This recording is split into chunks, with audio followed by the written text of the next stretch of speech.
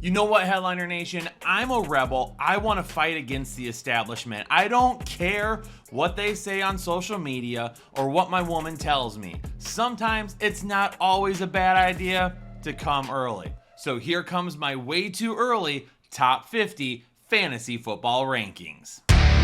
If you had kids in the room or your volume was up in public, then I really apologize for that intro, but I couldn't help myself. I'm excited to be back on camera today. I've been behind the scenes working hard on the draft guide. I have got rookie scouting reports for every single rookie that was drafted in 2025. So if you're looking to dominate your fantasy football league, you need to get our 2025 fantasy football draft guide. Right now, we are loading it up with a ton of rookie and dynasty information, including all of those scouting reports I just talked about. But you're gonna see a ton of redraft information start hitting the guide very, very soon. There's a link down below.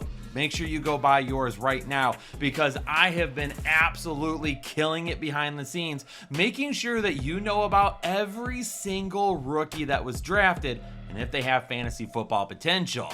But there might only be a couple of rookies that we'll be talking about today because I'm going to be talking about my top 50 fantasy football rankings for 2025. Now, Jake has already done his running backs and his wide receivers.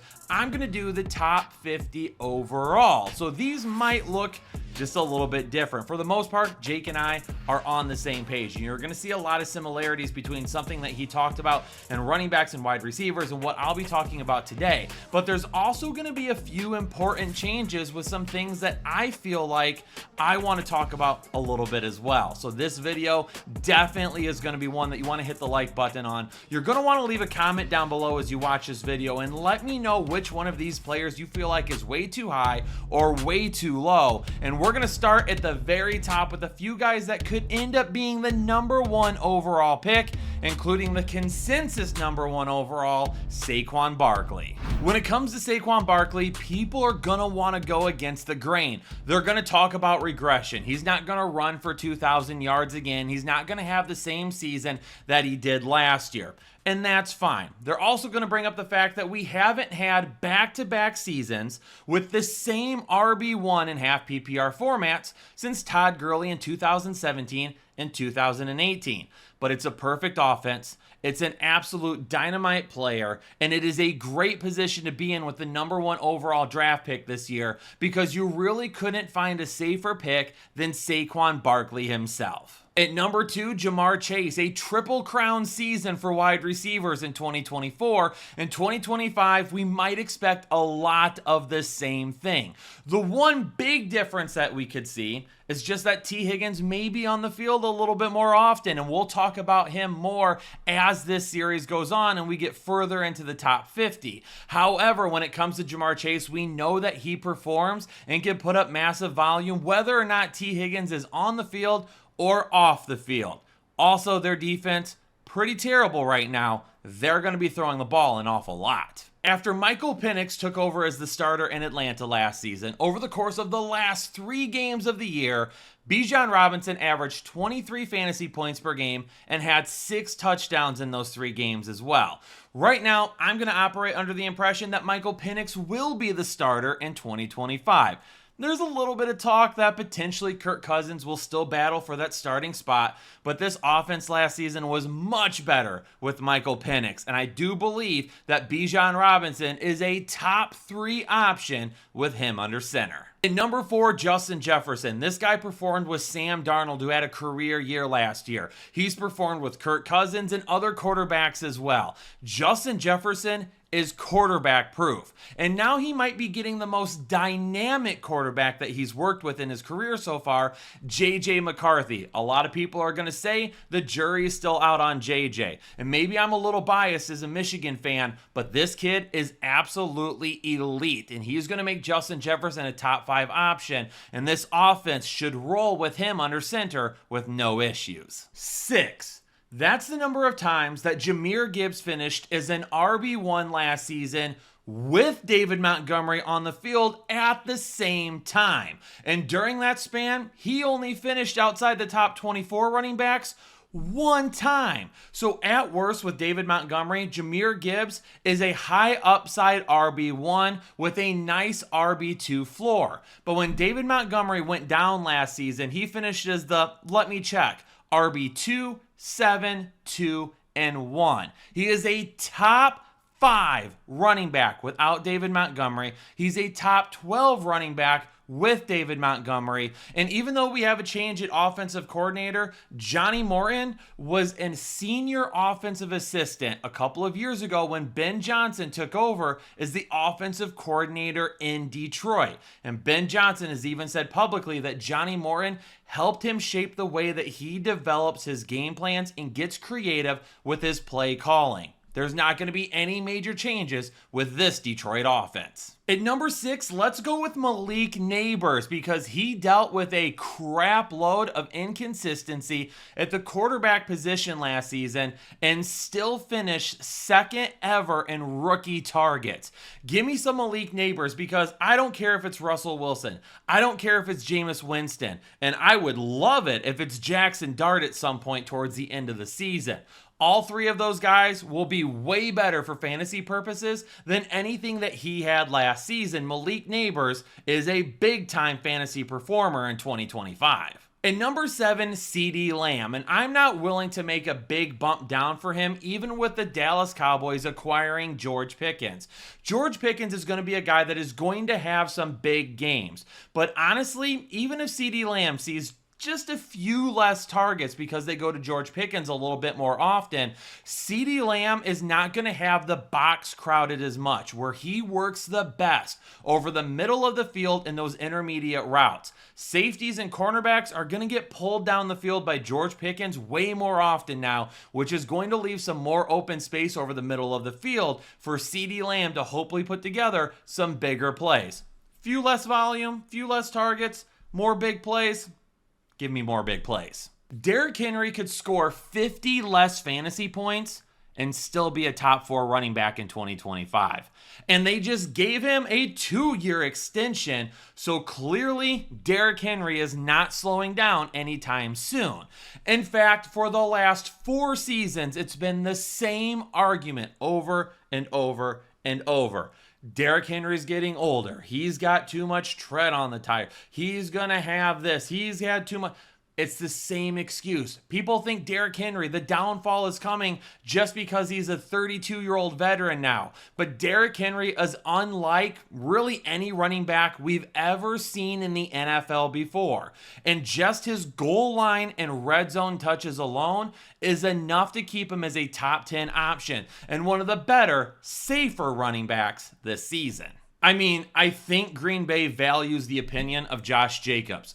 He made it known over the offseason on a podcast, he felt like they needed a true wide receiver 1. So for the first time since the Ice Age, the Green Bay Packers drafted a wide receiver in the first round with Matthew Golden. They also added Savion Williams a little later on as well. They are trying to give Jordan Love more weapons in the passing game, which is only good for Josh Jacobs as well. You should still see a decent amount of volume on the ground. I don't really see the volume changing all that much, and he will still be the lead back. But there could be some opportunities for bigger runs, knowing that they might not be able to stack the box against Green Bay for very much longer. Even before the draft took place, when I was doing mock drafts and rookie research, the best match in this draft for me was always Ashton Jeanty to the Las Vegas Raiders, and they made it happen. Is Jeanty going to be the new Marshawn Lynch for Pete Carroll? I think it's possible. And we were talking in our team chat the other day just about realistic expectations for Ashton Jeanty because I'm trying not to go overboard. But realistically, I see 250 carries in his rookie season. Is there a possibility that he could approach 300? For 4 straight seasons in Seattle, Marshawn Lynch saw 280 carries or more for the Seahawks and Pete Carroll. The same thing could happen for Ashton Genty. Back-to-back seasons with 1,200 receiving yards. Back-to-back seasons with 10 or more receiving touchdowns. And again, just like with Jahmyr Gibbs, people may argue that they're worried about Ben Johnson leaving Detroit. But Johnny Morton is going to get the job done as a play caller there. You're going to have a terrific run game still. Jamison Williams was not traded, so he's going to be stretching the field as always. People have to pay attention to Sam Laporta. And Amon-Ra St. Brown should be Jared Goff's number one again in 2025. Puka Nacua at number 12. Now, this is a guy that a lot of people felt like could challenge as the number one or number two wide receiver off the board in 2025. But the addition of Davante Adams, I do think hurts that quite a bit. Davante Adams, to me, has more left in the tank than what Cooper Kupp did over the last couple of years. And Davante Adams is going to want to finish his career strong after some up and down years in Las Vegas and with the New York Jets. I absolutely believe that he's going to be a very solid number two to Puka Nacua, who will still see a ton of volume, but will lose some of that volume to Adams. BTJ, Brian Thomas Jr. I absolutely love this guy in 2025, and I don't care that Travis Hunter is there. I don't care that he's going to play mostly wide receiver, and I don't care if he takes some targets away from Brian Thomas Jr. BTJ had a fantastic rookie season. He is an explosive deep threat, but can also win all over the field as well. Another LSU product that can absolutely dominate the league. And with Travis Hunter hopefully taking a little bit of that pressure off of him and keeping some guys underneath, Brian Thomas Jr. could face some more one-on-one coverage. And if the run game can get going once again and Trevor Lawrence can take a step back to some numbers that we saw from a couple of years ago, Brian Thomas Jr. is a great bet to be a top 10 wide receiver. At number 14, Nico Collins. Stephon Diggs is gone. Tank Dell will not see the field in 2025.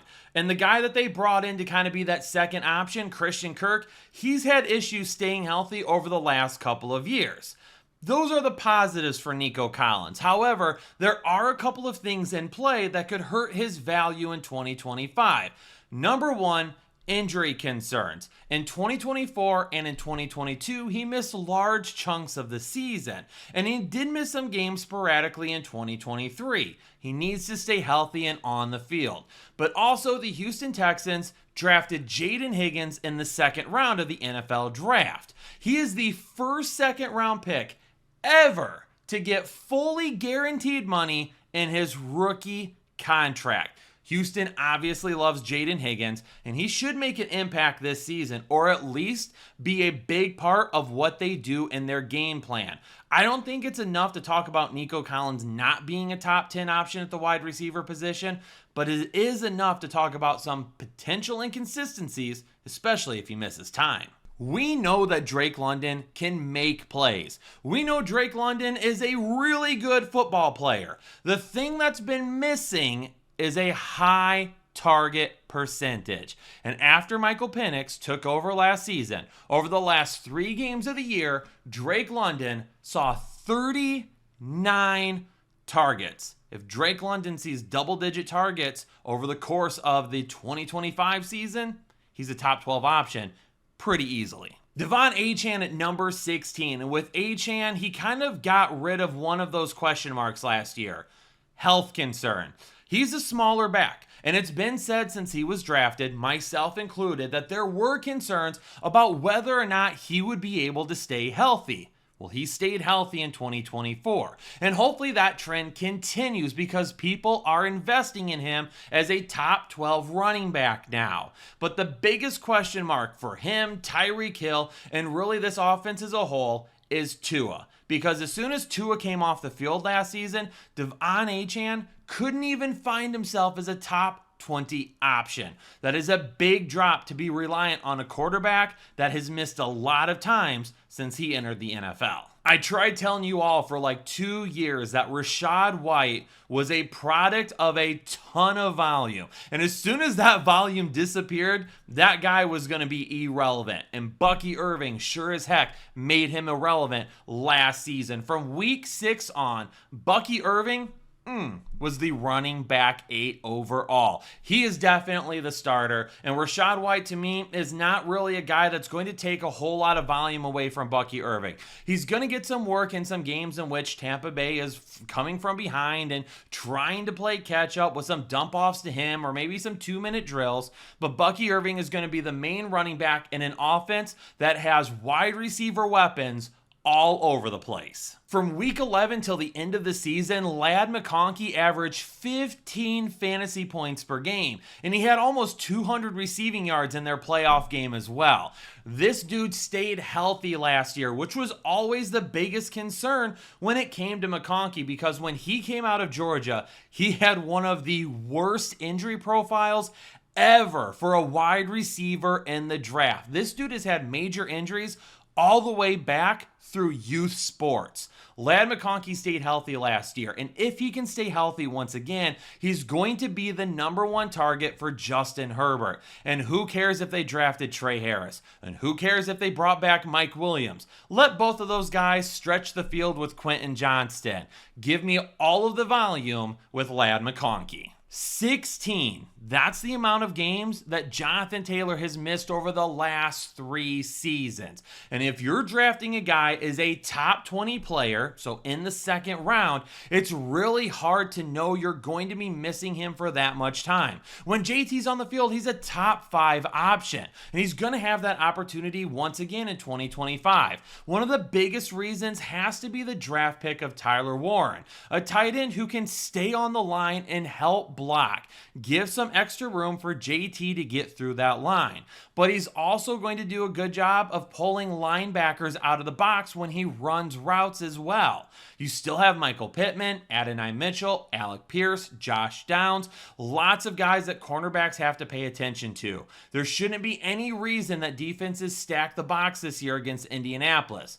The biggest question marks, JT's health, and whether or not Anthony Richardson or Daniel Jones can be competent quarterbacks. Last season was the first year since 2021 that A.J. Brown missed 3 or more games. So hopefully this is not a sign of things to come and is a blip on the radar, because if he can stay healthy, we know that he produces. Heck, last season, his first 3 games on the field, he was a top 7 wide receiver every single game. Now, he did disappear at times in the middle of the season. Running the ball a ton with Saquon Barkley is not going to help, and we could see that once again in 2025 with a little bit of a less reliance on the passing game for the Philadelphia Eagles. And if that happens, A.J. Brown feels a lot like Devontae Smith, a guy with wide receiver 1 upside, but also a guy that is going to have some games that just don't get it done for your fantasy lineup. The one thing I will say about A.J. Brown, I still believe he's the #1 target over Smith. Number 21, Kyren Williams. You still have Blake Corum, and they did draft Jarquez Hunter to add a little bit of youth to the running back room, but Kyren Williams is in a contract year. Not only does this guy want to get paid, which he more than likely will, not sure if it's going to be the Rams or not, but this guy also is the #1 for Sean McVay. And we've seen it from McVay. He's a 1 running back guy. Whoever's on the field is going to be getting a majority of the touches. And over the last couple of years, it's been Kyren Williams. Big playability, lots of volume, and lots of touchdowns. This is a guy that should be a pretty safe bet once again in 2025. Where are you drafting Christian McCaffrey in 2025? Now, he's not going to be a first-round pick. More than likely, people are going to start thinking about him in the second round. Are you comfortable with that? Do you want to go with him in the 3rd round? Do you think he drops outside the 3rd round? I don't. And I'm also going to put him inside the top 25 this year because when he's healthy, he is good. And they traded Jordan Mason. So hopefully the reason they traded Jordan Mason is because they feel good about Christian McCaffrey getting his health back this season. Now, we've seen it in the past with CMC. He has some huge volume years, and then he can't stay healthy, and then he comes back and he does just fine. A huge volume year 2 years ago, couldn't stay healthy last year, could potentially be rebounding this year. Christian McCaffrey, he could be the worst draft pick that you make in 2025. He also could be the best value, and it wouldn't even be close. Talk about a huge offseason winner in 2025. Maybe the biggest offseason winner has to be Chase Brown. At every twist and turn, people talked about him losing his job, whether it was in free agency because people thought that the Bengals were going to have to spend on a running back, whether it be in the draft because people thought the Bengals were going to have to draft one of the top running backs. None of it happened. Zach Moss and Samaje Perine. That's the competition for Chase Brown. Nope. This is going to be an offense that's going to have to throw an awful lot, but they're going to stay balanced too. Chase Brown is a huge red zone weapon for the Cincinnati Bengals. He'll score touchdowns. He'll get plenty of touches. In number 24, Brock Bowers. He's got to be the tight end one for a lot of people this season, and he's going to be probably the highest tight end drafted that we've seen since really Travis Kelce was a guy that was going at the end of the first round. Now, Brock Bowers isn't going to go in the first round, but there is the potential for him to be going in the second round this year. Geno Smith, believe it or not, is going to be an upgrade at the quarterback position. And they have brought in some competition to help give Geno Smith a few more options to throw to. But you really got to think that Brock Bowers will still be the main focus of this offense going forward. And by the way, a better run game with Ashton Genty only helps Bowers. In my way too early rankings after the season ended, I talked about Terry McLaurin being a top 7 wide receiver in 2025. Now I have bumped him down a little bit because the addition of Deebo Samuel will definitely send targets that way. He's a better second option than anybody else that they had last season in Washington. However, Terry McLaurin and Jaden Daniels obviously have a connection. Jaden Daniels throws the deep ball just as good, if not better, than a majority of the quarterbacks in the NFL, and that is where Terry McLaurin definitely makes his money. Terry McLaurin should be a big play asset once again in 2025. Will he have consistency to go with those big plays? That's one thing that we're not 100% sure on, but he's still a top 12 option for me based on the big plays alone. We already talked about Christian McCaffrey possibly being the biggest gamble of the 2025 fantasy football season, but Tyreek Hill may be the biggest gamble at the wide receiver position. This is a guy that has had a lot going on this offseason. He had offseason wrist surgery, but then at the end of last season, like very last game, he made comments about wanting to get out of Miami. Then apparently everything was fine with the front office. Then apparently he wanted to be traded again and was out on social media. I'm pretty sure he's had probably 3 or 4 more babies this offseason, so we know he's definitely not sleeping a ton. But here's the thing with Tyreek Hill. If Tua's healthy and he's healthy, he should bounce back. But are there too many negatives about Tyreek Hill to keep investing in him as a wide receiver 1 on our team? Another running back in a contract year, James Cook. And coming into the 2024 season, we knew that there was going to be volume, and we knew that James Cook can make plays on the ground. And nothing changed from that standpoint. It was the fact that he went from scoring 2 rushing touchdowns each of his first 2 years in the league to 16 rushing touchdowns last season. It's going to be hard to bet on him scoring 16 rushing touchdowns once again, but double-digit touchdowns should absolutely be in play.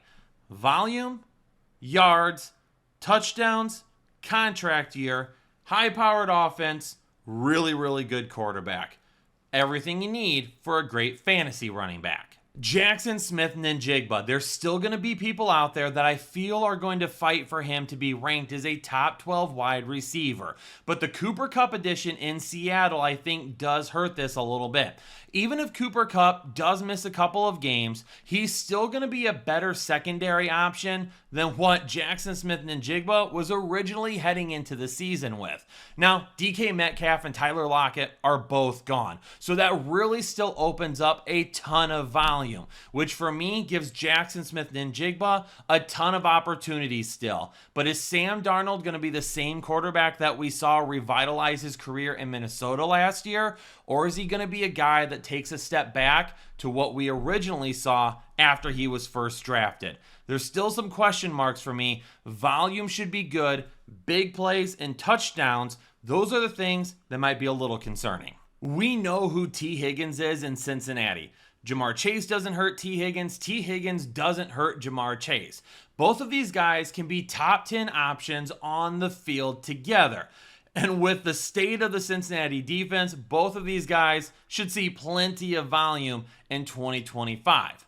The real big concern about T. Higgins has always been his health. He's only played in 12 games each of the last 2 years. But here's something that we also know about the last 2 years. He's been looking for a new contract. And there is a possibility that maybe at times he decided to sit out or maybe rest a little bit longer than he needed to because he didn't want to affect his long-term value. You can call him selfish, you can call him a good businessman, whatever you want to do, none of that matters. He has his new deal now, so will it keep him on the field? That's a question that is yet to be discovered. There is one thing interesting about this contract. If he suits up for every single game this year, he will earn the maximum $35.9 million for 2025. But Cincinnati has a year-to-year option, basically. They can get rid of this contract at any time after 2025, and it's not really going to cost him anything. So staying on the field for his contract is very important for this year.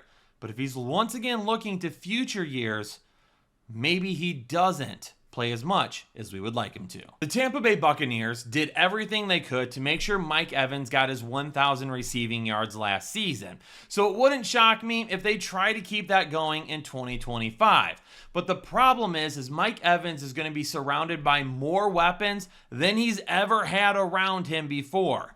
Cade Otton at tight end, Bucky Irving at running back, Chris Godwin will be back at some point. You've got the newly first-round drafted Emeka Egbuka and Jalen McMillan as well. That is a lot of wide receiver weapons around you at one time. It is a very strong run game, and it is a guy that has at times contributed as a fantasy tight end. So Mike Evans may be a little bit more up and down this season than what we've been used to in the past. Scoring touchdowns will be a big factor. During my scouting process prior to the 2025 NFL Draft, Luther Burden was a guy that I liked, but I didn't love. But one of the closest comps I thought he could be like was Amon-Ra St. Brown. And lo and behold, Amon-Ra St. Brown's former offensive coordinator ends up drafting Luther Burden. But during his rookie year, I don't think Luther Burden fits the Amon-Ra St. Brown role quite nearly as well as what DJ Moore will this season. Rome Odunze is a little bit more like Jameson Williams. Going to be a deep threat, a guy that's going to have some big games, but is also going to have some games where maybe he disappears from time to time. Luther Burden's going to get worked in there, and you've got two tight ends with Cole Kmet and Colston Loveland, who should be getting some targets as well. So it's going to be really hard to know who on a consistent basis will be the number one option in this offense. But if the Chicago Bears are as good as what people expect them to be this year, and if Caleb Williams takes the step forward and Ben Johnson runs an offense similar to what he did in Detroit, someone has to be the number one. And I'm going to take the guy who was the number one already last year in DJ Moore. They're going to get super creative with getting him out into open space, doing some different things, deep, short, intermediate with him, get the ball in his hands and let him make some plays. DJ Moore should be the guy in this offense that's more consistent than the others. Despite missing the last 3 games of the season, and really the offense being a total train wreck with 55 wide receivers getting hurt at some point in time, Alvin Kamara still finishes the RB10 in half PPR leagues last year. That's a pretty good finish given the cluster that was going on around him and missing 3 games. And I don't know if I expect a whole lot to change this season.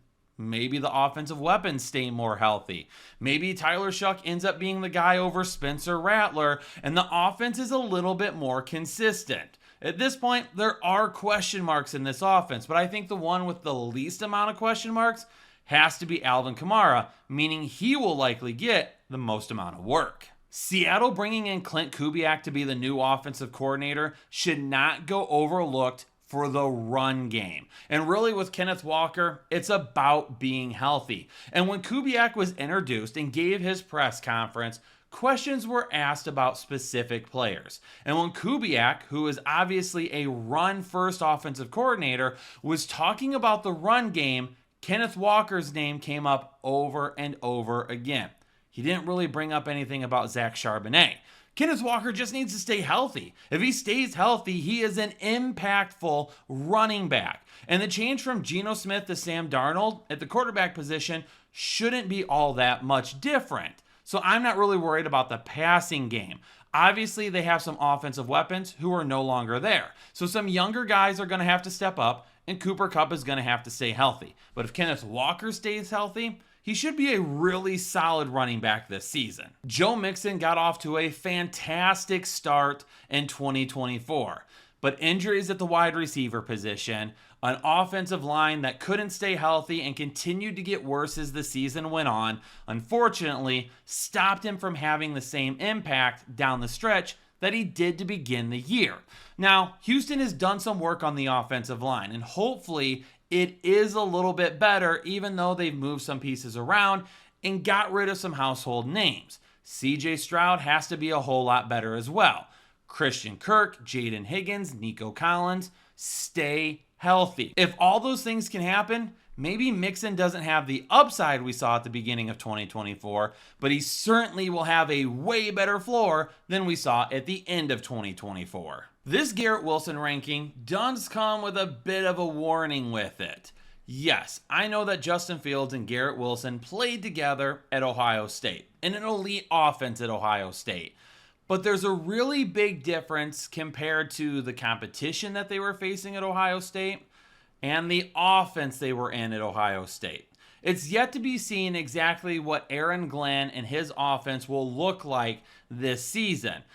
Aaron Glenn is a defensive guy, but he definitely said he wants to be hands-on all over the place. So will they focus on the run? Will they be throwing the ball a lot? I don't know if we're turning Justin Fields into some elite NFL passer that we haven't seen, but he can be a good enough NFL quarterback to at least keep this offense moving forward and not completely falling behind every single week like it felt last season and even the year before. So while the Fields and Garrett Wilson connection could definitely be solid this season, a lot of it will be based on volume. With no Davante Adams, Garrett Wilson is probably going to see a ton of targets. And speaking of Davante Adams, he is in the best situation that he has had since his first year in Vegas. He's got a competent quarterback that can sling it all over the field, including the deep ball. He's got Puka Nacua on the other side, who's going to take away defenders. They have an excellent run game, and they have a defense that's going to get them the ball back on a consistent basis. Davante Adams is not washed. He just unfortunately was in some really crappy situations the last couple of years. Breece Hall may have been my biggest miss of 2024. Aaron Rodgers being back and healthy, plus the finish that Breece Hall had to 2023, I felt like it was going to transition well to 2024. I mean, the guy seemed like he was in a position to be better, or at least as good as he was the year prior, but unfortunately, that wasn't the case. Whether it was the fact that Aaron Rodgers was bad at times, or the fact that this Jets offense just felt like it gave up, or the change in coaching over the course of the year. Whatever it may be, Breece Hall just didn't have it. Can he bounce back? There's really a couple of question marks regarding that. Number one being Justin Fields. Is Justin Fields a good enough passer to be able to keep defenses from stacking the box? Or will any type of zone read or option in the run game be able to help Breece Hall, or will it hurt with Justin Fields taking some carries away? Those are questions. The biggest thing for me, though, is going to be Aaron Glenn. Now, I mentioned it ago when I talked about Garrett Wilson. Aaron Glenn is a defensive guy, but he has already made it known that he is going to have his hand and his say in all parts of his team. He is going to be in on all those discussions. So is there a part of Aaron Glenn that says, I want to have a backfield similar to what we have done in Detroit over the last couple of years, where a guy like Braylon Allen is David Montgomery, and a guy like Breece Hall is Jahmyr Gibbs? Now, that's fine. David Montgomery and Jahmyr Gibbs are excellent running backs, both fantasy relevant. It's a different offense, with a different quarterback, a different offensive line, different wide receivers, different everything.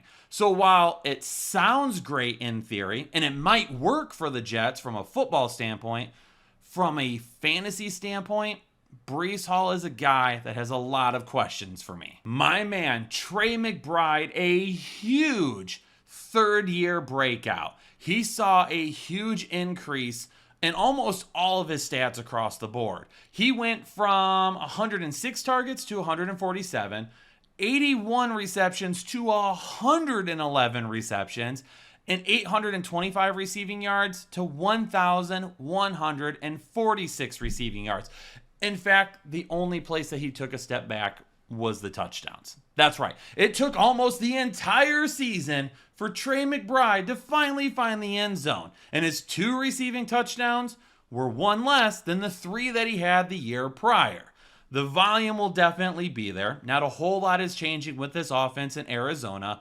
Hopefully he scores some touchdowns, because some touchdowns could absolutely lead to some more elite performances. I'll say the same thing about David Montgomery that we've said for the last 2 seasons. He's a super safe running back too. And he can be drafted a lot of times as your RB3. Now with David Montgomery, let me play devil's advocate for just a second, because we know over the last couple of years, he's a solid running back too that has a shot at a touchdown every single week and will give you some RB1 upside at times. Detroit's schedule this year may be the hardest in the NFL. They have to go on the road 7 times against teams that were in the playoffs last year. This schedule is absolutely brutal.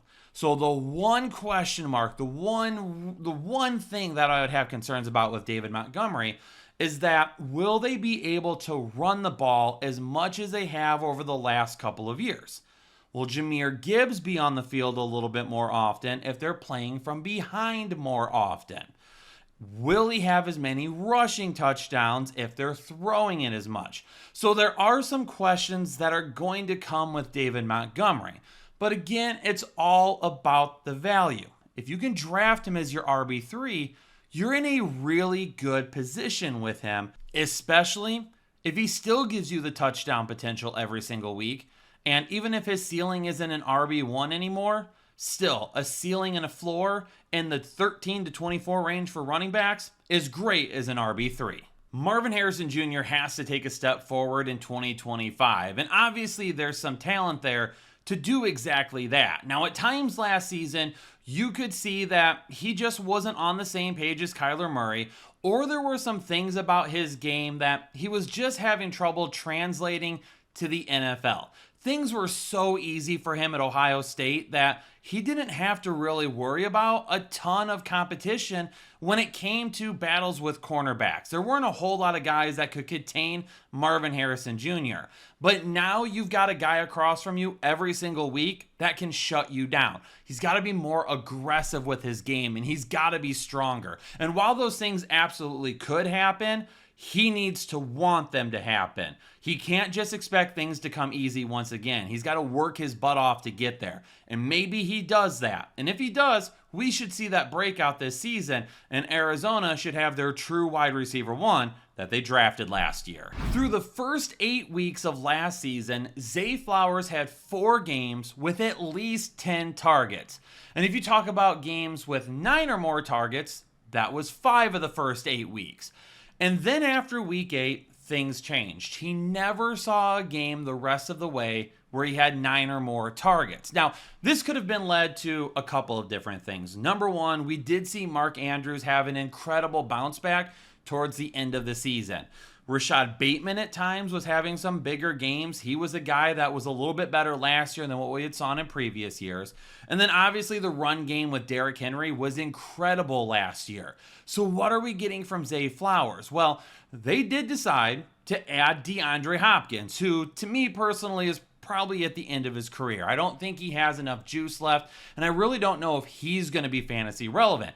But if Bateman's going to play outside and Hopkins is going to play outside, playing Zay Flowers in the slot could be kind of fun this season. I would absolutely love to see that. We know he's got the big play potential. This is a guy that averaged 14.3 yards per reception last year.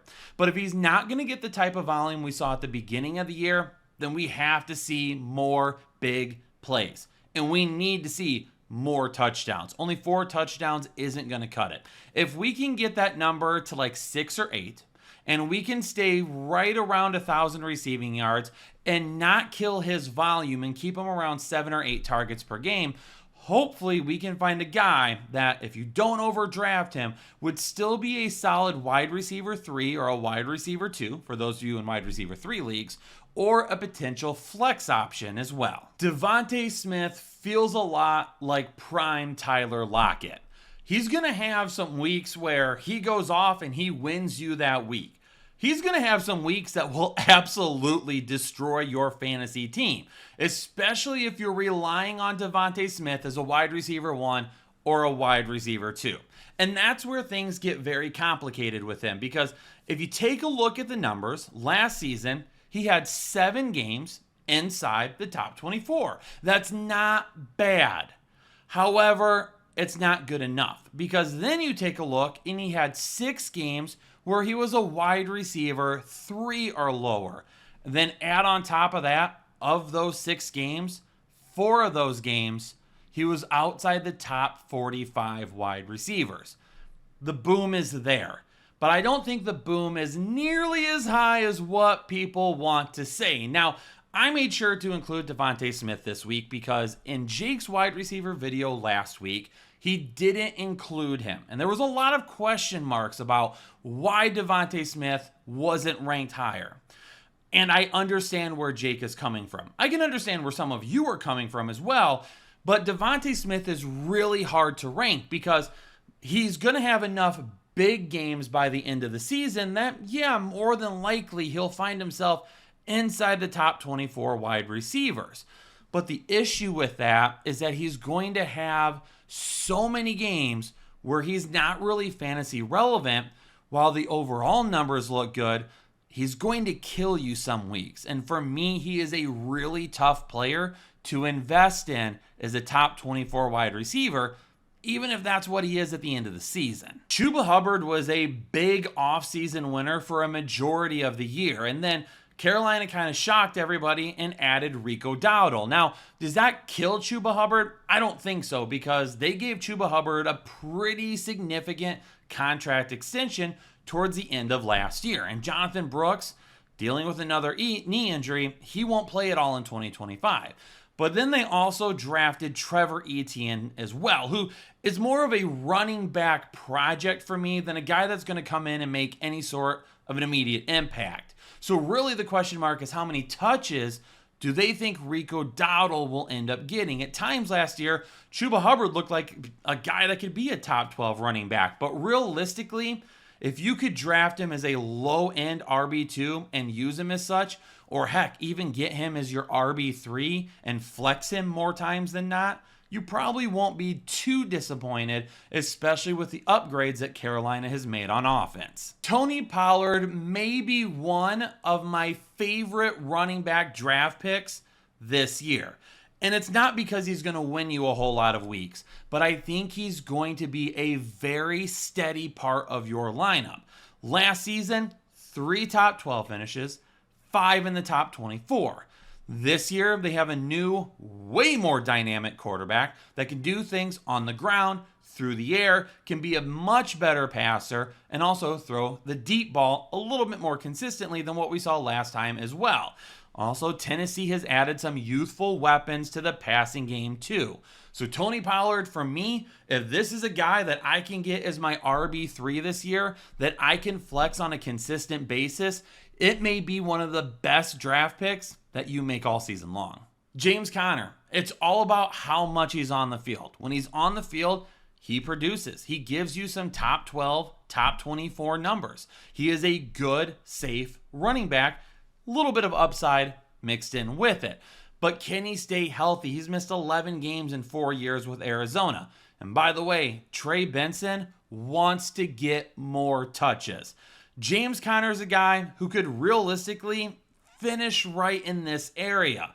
But keep an eye on Trey Benson, because if Trey Benson comes for James Conner's job when he misses time, James Conner may not get it back. Deebo Samuel and Cliff Kingsbury could be a really fun combination with Jaden Daniels throwing the football. Deebo needed to be out of San Francisco. That relationship had run its course. For whatever reason, him and the coaching staff just were not vibing anymore. But he goes from one offensive-minded guru to another one as well. And Cliff Kingsbury should be able to implement more than enough plays to get Deebo Samuel the ball on a fairly consistent level. They're still going to run the football, and Terry McLaurin is still going to be the big play guy. But Deebo Samuel should be back to being fantasy relevant more times than not. You could go one of two players here. You could go with Xavier Worthy, or you could go with Rashee Rice. Now, we're going to put Xavier Worthy here for right now because there's still some question marks about Rashee Rice. So far, so good on his return from injury. And we saw last season before he got hurt, he was above and beyond the number one target in this offense. But we also know that there are some off-field issues that may not be entirely settled at this point. So if Rashee Rice misses time, Xavier Worthy goes here. If Rashee Rice is healthy to begin 2025, and we know that he won't be subject to any penalties during the 2025 season, that his legal case or whatever it may be is going to be going another year out, Rashee Rice will end up going here instead. Ted McMillan, absolutely love what this guy could do in this Carolina offense with David Canales. Bryce Young took a step forward at the end of last season. No interceptions over his last 3 games, and this guy was inside the top 12 quarterbacks by the end of the season during the second half. He definitely played much better, and we saw him take that step forward to that number 1 overall pick that he was a couple of years ago. But for me, he needed another weapon to be pushed, and Ted McMillan is that guy. He can win down the field, he can win intermediate, he can work slants, outs, goes. This is a guy that can win all over the field, and he's a true number 1 overall weapon that to me feels a lot like Garrett Wilson, where he can do a lot of really good things for Bryce Young. If you wanted to put George Kittle as your tight end 1 in 2025, I'm probably not going to argue with you. Between Brock Bowers, Trey McBride, and George Kittle, you could make an argument for each of these guys to be interchanged in the 1, 2, and 3 positions for tight ends. What we know about George Kittle is obviously he produces when he's on the field. He's really that safety net for Brock Purdy. And on top of it, Deebo Samuel is gone, and Brandon Ayuk is still going to be working his way back from injury. So, for me personally, George Kittle, at least to begin the season, should see a ton of targets. Here's a potential wild card that I'm going to add at the end of the top 50. And you either don't hear many people talking about him, or maybe there's a select few that you hear, and you're just rolling your eyes about it. But give me a minute to let you know why Javonte Williams, to me, is one of my favorite running backs to draft this year, because he's going to be drafted at a discount, and I really like his ceiling. I cannot get over the fact that he was one of the most explosive running backs in all of football his rookie year. He led the league in missed tackles forced. Now, since then, he's had a little bit of bad luck. Unfortunately, he had a major knee injury. Then he had that year coming back, working his way back from that injury. And then last year, I just don't think he fit into what Sean Payton wanted to do in this offense. Audric Estime got touches, Javonte Williams got touches, and obviously Jaleel McLaughlin got touches on top of it. But he's moving into a new situation. And now that he's 2 full years removed from that knee injury, I'm hoping some of that burst and explosion comes back for this year in Dallas. He's got a quarterback that, if healthy, can definitely put up numbers and is respected throwing the football. He's got CeeDee Lamb, he's got Jake Ferguson, and he's got George Pickens now to really stretch the field. The offensive line, if it's solid, should give him plenty of room to run. Now, Dallas did invest in Jaden Blue and Phil Maffa. I don't think either of those guys are impact players in 2025 and will take injuries for those guys to get significant touches. You also have Miles Sanders there as well. Javonte Williams to me is the guy though, and I believe he's going to be the RB1 in Dallas, and I think by the end of the year, we could see a top 24 season out of him. I really like Javonte Williams, and I'm either going to be way off on this one, or I'm going to nail this one on the head. You'll have to decide what you want to believe prior to your draft. Headliner Nation, my top 50 players in my way too early rankings for the 2025 NFL season. We've got all summer to go. We've got training camps, preseason games. We're going to see different things from different players who might be taking a step forward, who could end up being replaced in their roles. And obviously, knock on wood, keep your fingers crossed, lucky rabbit foot, whatever it may be, we know that there's injuries that we'll have to talk about at some point in time. But for now, leave me a comment down below. Let me know what you think of the rankings. Is there someone that should have been inside the top 50 that wasn't? Is there someone that's too high in the top 50 and why? Leave me a comment down below. Make sure you subscribe to the channel if you're new here. And the most important thing that you can do in this very moment, turn on the bell notification so anytime we go live or drop new content, you'll know about it right away. Headliner Nation, stay safe and healthy, and I'll catch you all in the next episode of the Fantasy Headliners.